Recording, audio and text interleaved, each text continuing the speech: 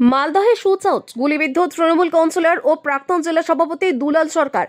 ঝলঝলি আর মাতাল মোড়ে এলাকায় একটি বাইকে করে তিনজন গুলি চালায়। পরপর গুলি চালানো হয় তৃণমূল নেতাকে লক্ষ্য করে। একটি গুলি লাগে দুলাল সরকারের মাথায়। সংকটজনক পরিস্থিতিতে আনা হলো মালদা মেডিকেল কলেজ হাসপাতালে। তবে কে বা কারা এই কাজ করেছে তার তদন্ত শুরু করেছে পুলিশ। আর আপনারা দেখছেন সেই চিত্র এন নিউজ লাইভে পর্দায়।